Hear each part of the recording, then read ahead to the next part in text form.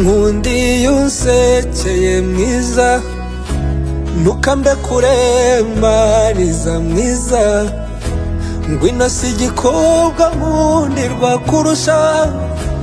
mwiza wari uyu mubiri wose yizira mwiza wanjye urabaruta mata kwabasha inkanda yoga cyakambaru ubukombe